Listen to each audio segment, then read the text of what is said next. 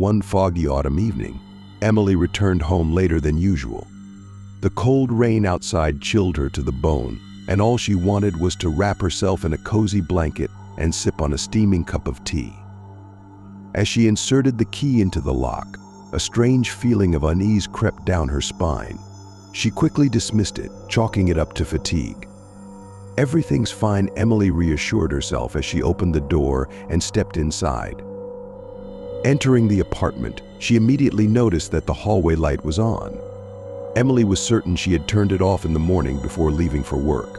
"Maybe I just forgot," she muttered under her breath, feeling a slight sense of disquiet.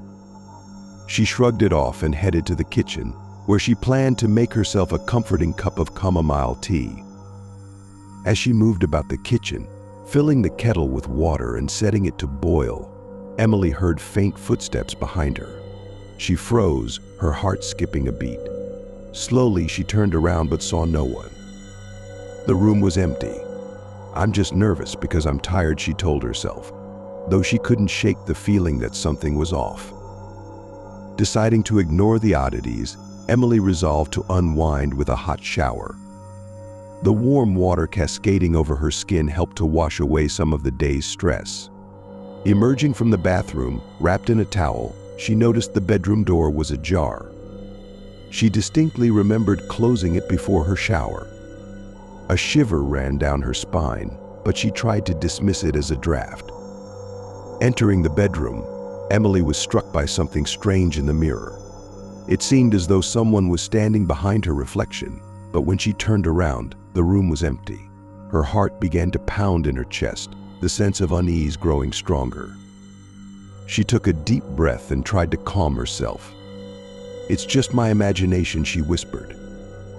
The next morning, Emily awoke to find strange symbols drawn in the steam on the bathroom mirror. They looked like some kind of ancient runes or sigils. She wiped them off with a towel, her anxiety mounting. Throughout the day, the strange symbols lingered in her mind, casting a shadow over her every thought.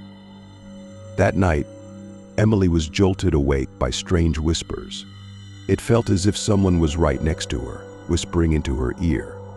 "You are not alone," the voice murmured, sending a chill down her spine. She jumped out of bed and frantically turned on the light, but the room was empty.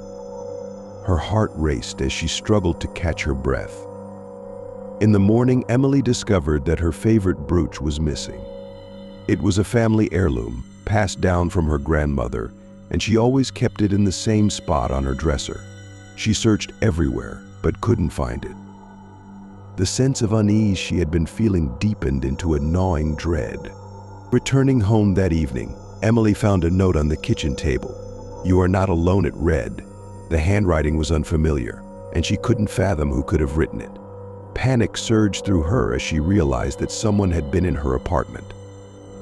Desperate for help, Emily reached out to her friend Alex, who had a keen interest in paranormal phenomena. He arrived that evening, bringing with him an assortment of tools and charms. He suggested performing a cleansing ritual to rid the apartment of any malevolent presence. During the ritual, Alex used candles, sage, and strange herbs. He chanted incantations in an unfamiliar language, his voice low and rhythmic. Emily watched, her anxiety mingling with a glimmer of hope.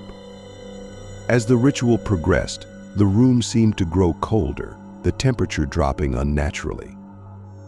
Suddenly, one of the candles went out by itself, and Alex turned pale. "There is something evil here," he whispered, his eyes wide with fear. Emily's heart pounded in her chest, the chilling fear almost paralyzing her.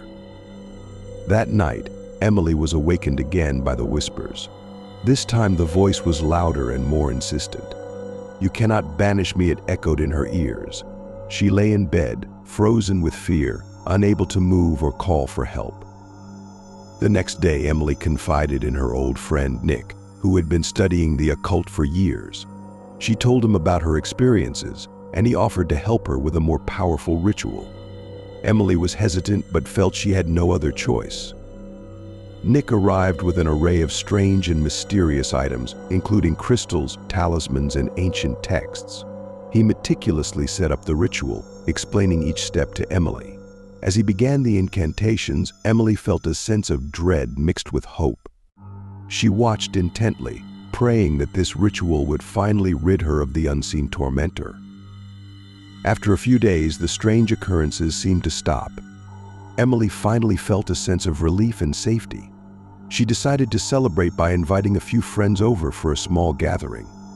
The laughter and chatter of her friends filled the apartment, helping to dispel the lingering shadows of fear. Morning came, and Emily enjoyed a cup of coffee on her balcony, relishing the peacefulness. The sun was shining, and the air was crisp and clear. Everything was quiet and serene, as if the nightmare of the past few weeks had never happened. Suddenly, there was a knock at the door. Emily opened it to find a young man in work clothes standing there. "Excuse me, I'm an electrician. Came to check the wiring," he said. Emily hadn't called an electrician, but she thought it might have been arranged by the building management. As the electrician began checking the wiring, Emily noticed a tattoo on his arm. It was the same symbol she had seen drawn in the steam on her mirror. A sudden realization struck her like a lightning bolt. The invisible guest had been closer than she ever imagined. The electrician suddenly turned to her with a chilling smile. "Did you think you got rid of me?" he said, his voice eerily familiar. Emily felt her blood run cold as she realized the true extent of the terror she had been facing. Panic surged through her as she backed away, but the electrician, or whatever he was, advanced slowly, his smile widening. "This is just the beginning," he whispered, his eyes glinting with malevolent glee. Emily's mind raced, desperately searching for a way out, but the walls seemed to close in around her. The room grew darker, and the air became heavy with an oppressive force. Emily's breaths came in shallow gasps as she realized she was trapped. The man before her was not merely an intruder, but something far more sinister, something she could hardly comprehend. As he moved closer, Emily felt an overwhelming sense of despair. The symbols, the whispers, the missing brooch, it all made sense now.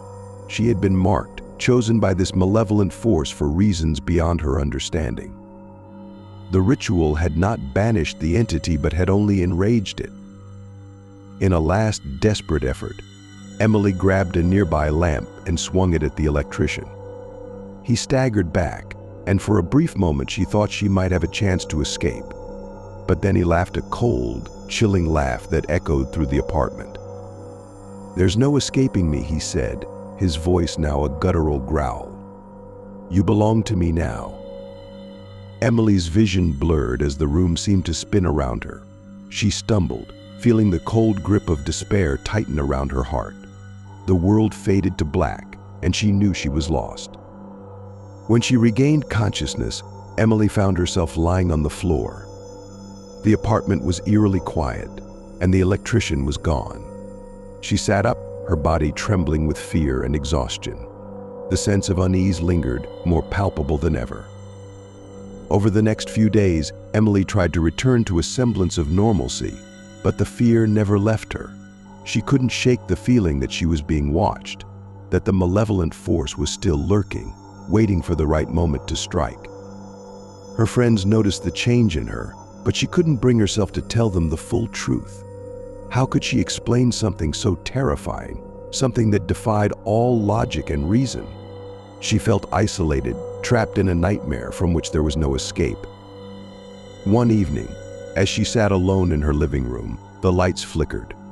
Emily's heart pounded in her chest as she looked around, half expecting to see the sinister figure of the electrician standing there.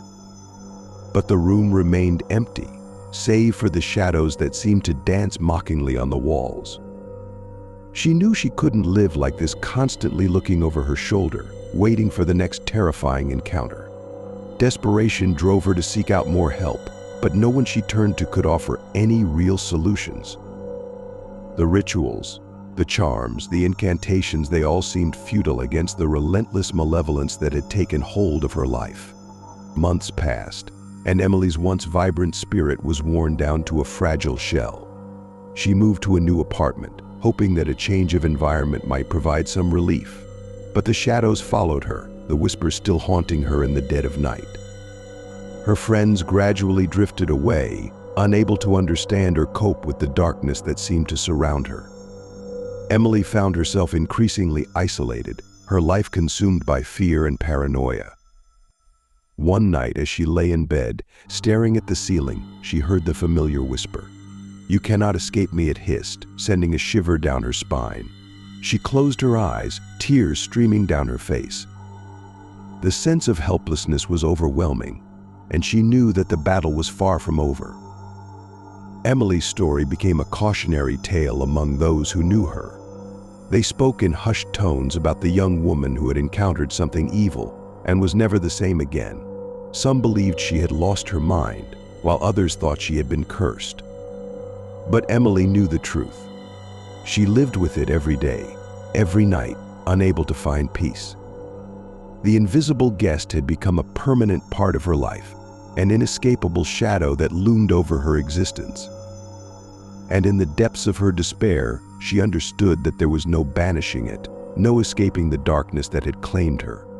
The struggle, it seemed, would never end.